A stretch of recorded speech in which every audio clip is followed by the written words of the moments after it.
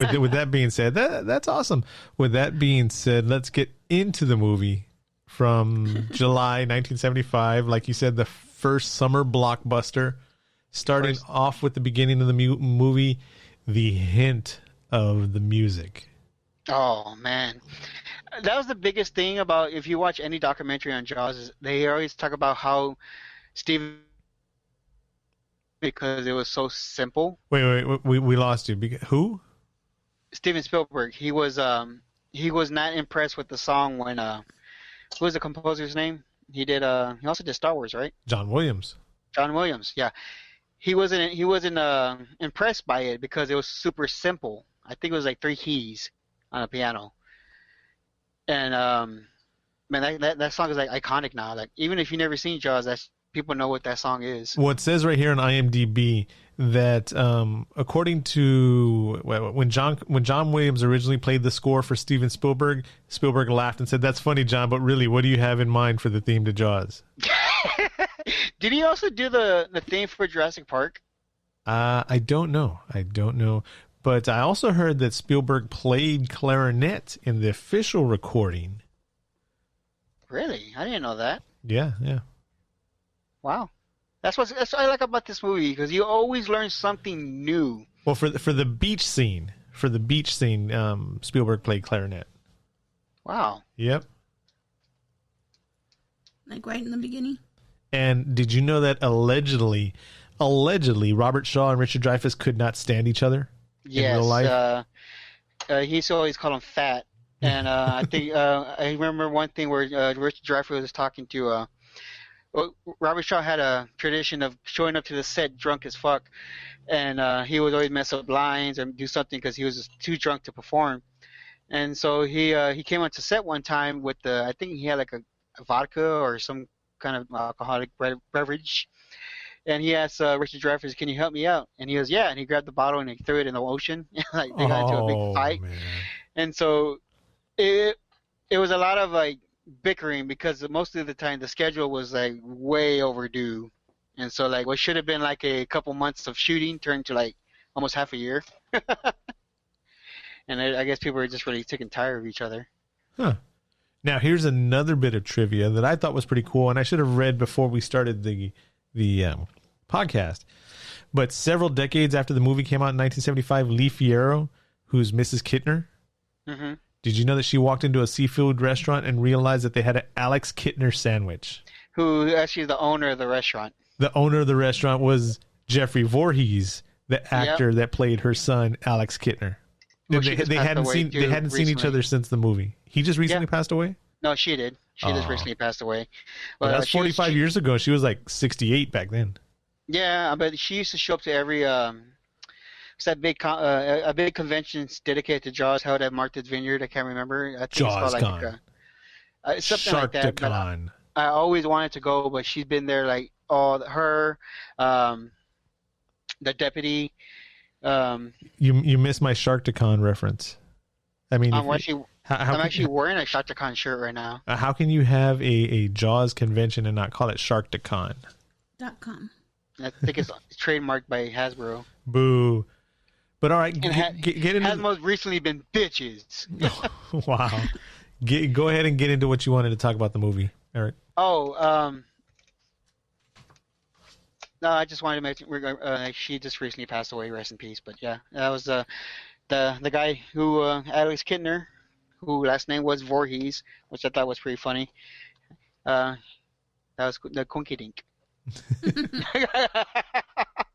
Now, but go for it. Did you read up on how they did the scene with Chrissy? They buried somebody from the cast in the sand just so her arm would stick out because the prop looked too fake. Do you know it actually broke her ribs the first time? Well, I would believe so with all that sand, and they didn't even need to do that. She just needed to hide. No, I'm talking about in the ocean scene where she gets attacked by the shark. Oh, no. I'm talking about when they had for her remains. You know how they showed her arm just like there? Yeah. Yeah, that was a real arm. That was somebody from the crew because the prop arm looked too fake. I would believe it the way that she got drugged through the water, the first victim. Well, going back to that, what you're talking about, the remains. You know what's funny about that? we talked about the babysitter tape. When I first saw that scene, I didn't know what the hell it was until I saw it on DVD. With all the crabs and all the Yeah, I didn't know there was fingers there. I didn't know there was like fingernails or a hand. When I saw that as a babysitter's tape, I just saw hair and crabs. Then you watch it in 4K, like, oh shit, you can see she has dirty fingernails and a ring and all kinds of hair. It's so crazy. But yeah, I mean, it makes sense. You know, when they actually did when they chopped off Jason Voorhees' mom's head, it was a prop on top of a head. I mean, a fake head over a body, so it makes sense. Especially when, if you can go practical, go with it, I say. But with the movie, besides your babysitting tape reference, what are some of the things that makes this your favorite movie, your favorite horror movie? You know what? A lot of people don't consider it a horror movie, and I don't see why they don't consider it a horror movie. Every person I have ever told that, whoever told me that, I always tell them the same thing. Before you go to the beach, watch it. And they're like, I won't get scared. I won't get scared.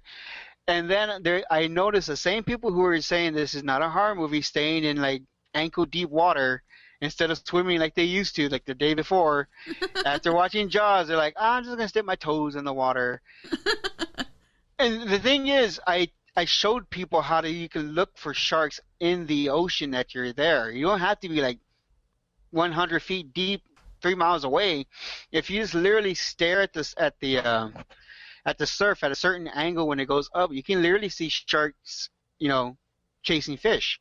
And they're there. They're always there. It's the freaking ocean, for crying out loud. My favorite reference to that is the guy that takes a spoon and he gets a spoonful of the ocean water and he's like, all right, now you taste it. Is it salty? Yep, there's sharks in there. I remember that one. He makes it look like it's all like scientific things. Yeah, going into the horror side of it, the third death, the face of the fisherman that comes out of the bottom of the... Jim Garner? Yes. Deborah, you want to talk about anything about that? I jumped. We were watching it yesterday, and she jumped. Yeah, because you should watch it on YouTube. It's called the Gardner reaction video on YouTube, and it'll actually show the crowd in the movie theater watching that, and everybody has the same reaction. From the 70s? Yeah. Oh, yeah, wow. They actually videotaped it and put it on YouTube. It's on that. It's also on the documentary on the 4K and the blue. Well, excuse me, Mr. 4K. Well, you can also get it on the regular Blu-ray one too, but it has that documentary and it shows the footage.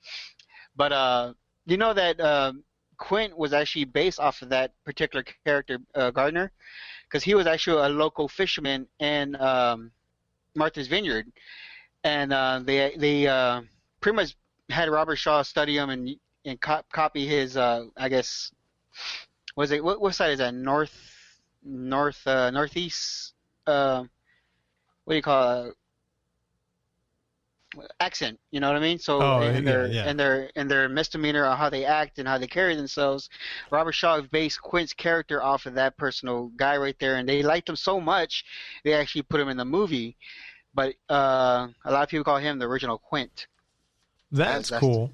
Now I'm noticing on IMDb in the trivia section, Deborah and I forgot to do the body count. We started recording it yesterday, but how many? You did get it, Deborah? Yeah. 5 people. Are you counting the dog? One dog and 2 sharks. I didn't count the dog. The dog.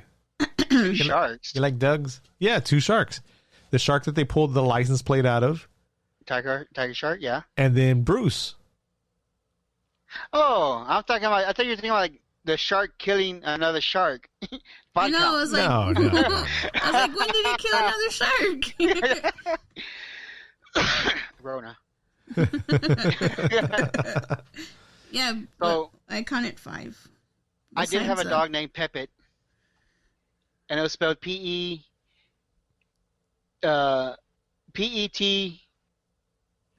P-I-T, Pepit. And he wasn't a black Labrador, but he was a black dog. I named him Pepit, and then my brother named him One Ear Willie, because he ended up having one ear after a dog fight. Now this is something I'm going to have to look up, talking about Blu-rays and DVDs and all that. The sound effect that was used when Bruce first reveals himself as Brody's throwing chum is actually a fizzy pop bottle being opened onto concrete after being shaken up. Yeah. This sound effect was changed for the 25th anniversary DVD. Now I want to hear what they did differently and if it actually made it any better. You know, that now that I think about it, yeah, I think it does change. It's not the same in the 4K. And here's the thing too. I also remember a lot of sound effects in the VHS version versus what we have now. Like one of the things after we're going to need a bigger boat, and Quint walks out of the boat of the orca to see the shark. You hear can rattling, right? So in the new one, you hear clink, clink, clink, like literally 3 clinks. In the VHS version, which I just watched recently just for the shits and giggles of it, it goes on for like 6 times instead of 3 clicks. Huh. So I have a question. Okay. In the 4K version, Chuckles? 4K? Do you still see the comet in the background? Or the shooting star, or whatever it is? It's in there twice. Yes. There's 2 of them. I noticed that too when I was a little kid. I saw my brother, "Did you see the star? You see the star?" And I'm like, "No." And I always thought no one ever saw the star until you guys messaged me yesterday. But yeah, there is 2 of them. I could have sworn there was more, but I watched it again, the 4K series. I only saw it twice.